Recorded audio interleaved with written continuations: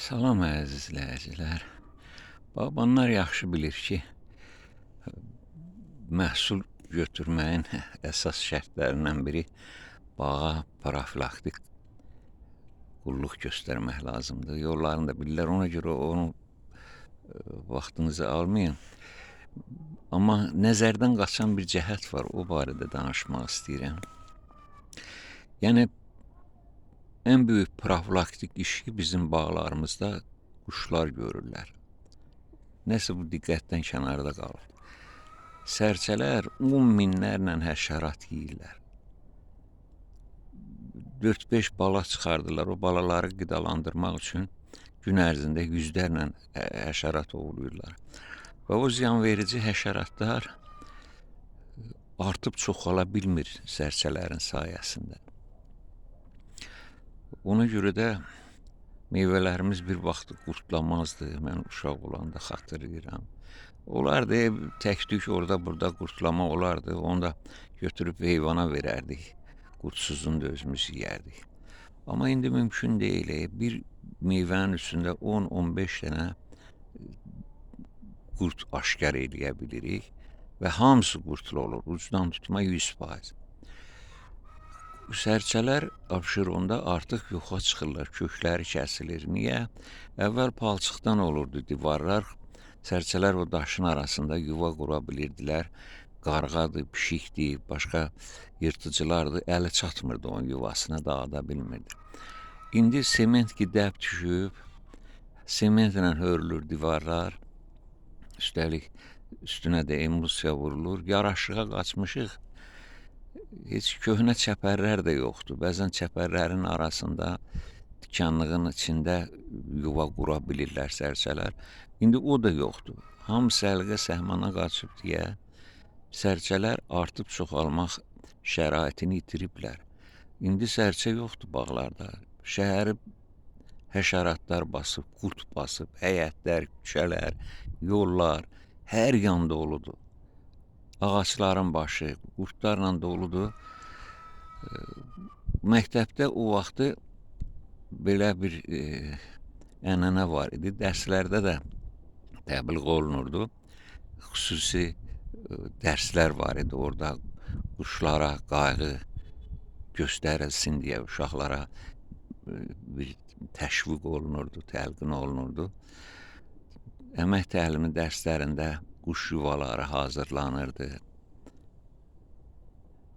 Asırdılar uşaqlar divardan, ağaçdan quş yuvalarını. Quşları yemləmək üçün qayğı göstərənlər olurdu.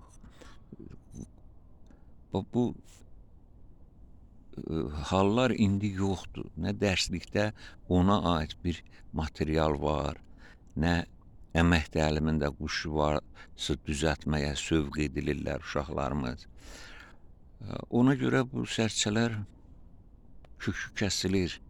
Deməli, biz indən belə ancaq zəhərli maddələrlə yetişdirilmiş meyvələr yeməliyik, körpələrimizə də onu yedirtməliyik. Halbuki sərçələr yetərincə olardısa, onda heç o zəhərli maddələr vurmağa ehtiyac qalmazdı bağlarda. Və necə ki olmurdu.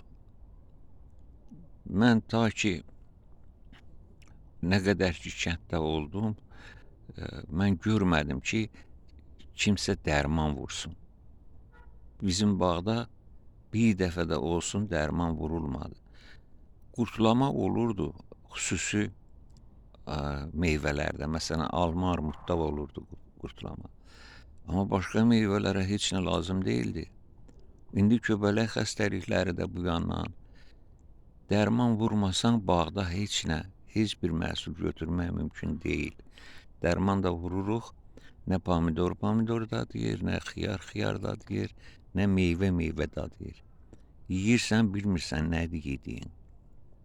Və təbii ki, onun tərkibində zəhər var, ziyanvericilərə qarşı vurulmuş dərmanların qalıqları var. Bu böyük bir qlobal bir problemdir əslində, amma nəsə fikir vermir cəmiyyəti, heç görmürlər, görmək istəmirlər, bilmirəm. Bundan mübarizə lazımdır. Mübarizə aparılmalıdır, qorunmalıdır. quşları qorumaq üçün tədbirlər görməliyik bir insan cəmiyyəti olaraq. Çünki onlar bizim sağlamlığımızın keşiyində durublar faktiki olaraq. Biz sağlam qida yeyə bilməyimiz üçün onların faydası çox böyükdür. Ona görə böyüklər və bu problemi duyanlar heç olmasa tədbir görsünlər. Məsələn, mən divarda xüsusi yuvalar qoydurmuşam ki, orada sərçələr gəlsin, amma təzədir, hələ gəlməyiblər. Bilmirəm gələcək, gəlməyəcək. Çünki quşdur da, onun xarakterini bilmirik. Bəlkə o özü tikmədiyi yuvada bala çıxartmaq istəmir. Amma bu tədbir görülmək lazımdır. Tədbir görülməlidir. Görməliyik biz. Sağ olun, sağlıqla qalın. Gələn görüşək.